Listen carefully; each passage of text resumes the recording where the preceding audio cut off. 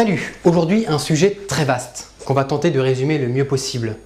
Les étapes de la construction d'une maison. Tout commence avec le terrassement, qui consiste à niveler le terrain de façon à ce que la maison puisse reposer sur une base solide. Ensuite, c'est l'excavation. Cette opération consiste à creuser l'emplacement de la future maison ainsi que des tranchées utilisées pour les raccordements aux réseaux locaux, eau, électricité, etc. L'excavation est réalisée avec l'aide d'un géomètre qui va définir la profondeur du trou à creuser, de telle sorte à ce que la fondation soit hors gel, c'est-à-dire à une profondeur où le sol ne gèle pas par temps froid. Les fondations sont réalisées par des maçons qui vont installer un ferraillage et couler un béton de propreté dans le trou. Le soubassement, ce sont les premières briques que l'on pose et qui seront encore enfouies sous la terre. Elles peuvent permettre de créer un sous-sol ou un vide sanitaire, c'est-à-dire un espace entre les fondations et le plancher de la maison, ce qui permet une meilleure isolation thermique et hydrique. Il est aussi possible de faire un soubassement en hérisson, c'est-à-dire que le rez-de-chaussée repose directement sur les fondations. Dans le cas présent, il s'agit d'un soubassement en vide sanitaire bâti avec des parpaings. Et il ne faut pas oublier les accès pour les raccordements aux réseaux locaux. Il convient maintenant de fabriquer le plancher du rez-de-chaussée. Pour ce faire, des poutrelles sont disposées sur les briques. Ce sont des poutrelles de béton qui renferment des câbles d'acier torsadés. L'espace entre deux poutrelles est défini en fonction de la taille des ourdis choisis. Les ourdis, ce sont ces éléments creux, généralement constitués de béton, mais parfois de terre cuite, de polystyrène ou de bois aggloméré. Les ourdis se posent sur les rebords des poutrelles. Par-dessus, un treillis métallique est posé et une dalle de béton est coulée. Le treillis métallique permet de renforcer le béton qui devient alors du béton armé. Et voilà, la dalle constitue le plancher du rez-de-chaussée. Puis les murs peuvent être montés. Ici, la méthode dépend du type de matériau de construction choisi. Il peut s'agir de parpaing, c'est un bloc de béton creux qu'on appelle aussi agglo ou moellon, qui a l'avantage de posséder une bonne résistance à l'usure et aux intempéries. Il est peu coûteux, par contre c'est un très mauvais isolant thermique et il est imperméable à l'humidité. Les briques creuses en terre cuite qui sont perméables à l'humidité et qui possèdent une bonne résistance thermique. Les briques monomures, ce sont des briques alvéolées en terre cuite. Elles possèdent de bonnes performances énergétiques mais sont assez coûteuses. En plus, la pose de ces briques est plus compliquée. Sinon, il y a aussi les briques en béton cellulaire ou thermopierre qui possèdent également de bonnes performances énergétiques. De nos jours, ce sont surtout des briques creuses qui sont utilisées. Elles sont fixées entre elles avec une fine couche de mortier-colle. La colle forme un joint très fin qui améliore donc l'isolation thermique. Au niveau des portes et des fenêtres, on installe des linteaux qui servent à soutenir les éléments qui se trouvent au-dessus. Puis on va rajouter encore un plancher supérieur.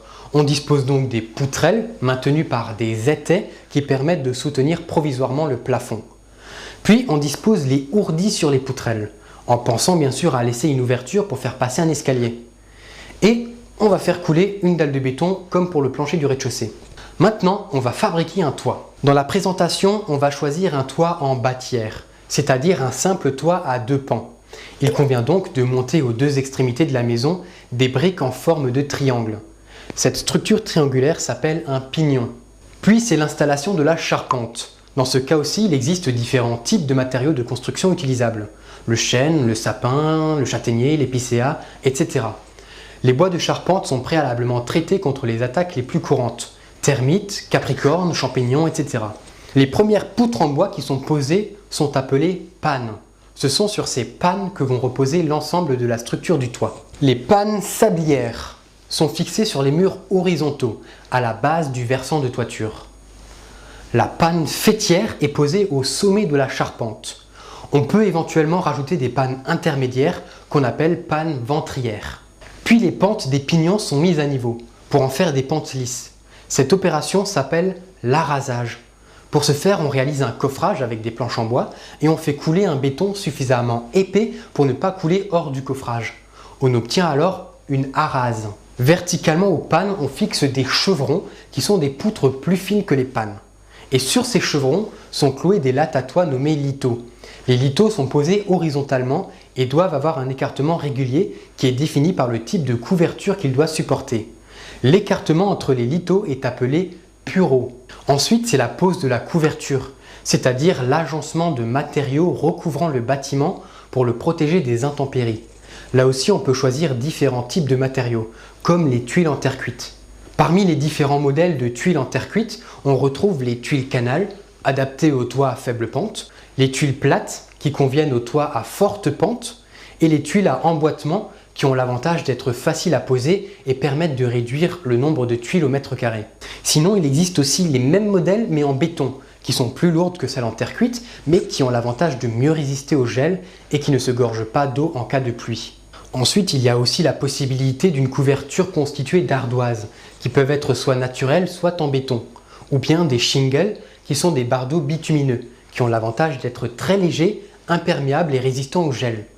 Il existe de nombreux termes techniques relatifs à la couverture, comme les faîtières, ce sont des tuiles demi-rondes qui recouvrent la panne faîtière, les arrêtiers, qui se posent au niveau des arêtes entre deux pans de toiture, les noues, qui se posent au niveau des arêtes rentrantes entre deux pans de toiture, le pureau, qui signifie aussi la partie visible de la tuile, c'est-à-dire la partie en contact avec l'eau lorsqu'il pleut. La pose de la couverture confère au bâtiment le statut hors d'eau. Puis, la pose des portes et des fenêtres extérieures confère au bâtiment le statut hors d'air. Et c'est déjà la fin de la partie gros œuvre du chantier. C'est maintenant la partie seconde œuvre, que nous verrons dans d'autres émissions. Dans la partie seconde œuvre, il y a l'électricien qui installe le circuit électrique de la maison, le plombier qui s'occupe des systèmes d'arrivée et d'évacuation de l'eau, le chauffagiste qui installe les équipements de chauffage, puis il y a la réalisation de l'isolation sur les murs, plafonds, toits, et le revêtement des murs avec de l'enduit ou du plâtre. Les dernières étapes consistent à équiper et à embellir la maison, éventuellement l'installation d'un escalier s'il y a un étage à la maison, ou la pose de carrelage, de linoléum, de moquette ou autre. Puis pour finir, l'étape la plus importante, la décoration.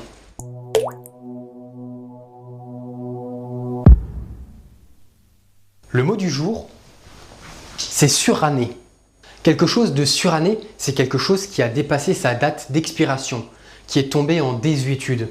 Quelque chose de suranné, c'est tout simplement quelque chose de vieux, d'obsolète, de démodé. On utilise ce mot comme dans la situation suivante. Bonjour, contrôle les papiers du véhicule, s'il vous plaît. Oui, attendez, les voilà. Putain, mais ils sont pas à jour, hein, ces papiers, hein. Ils sont surannés, monsieur, hein. Non, mais attendez, c'est votre accoutrement qui est suranné, monsieur, là. Hein. Oh, vous allez voir, hein. Mur en briques, fenêtre à barreaux, nos prisons, elles sont jamais surannées, hein. Salut.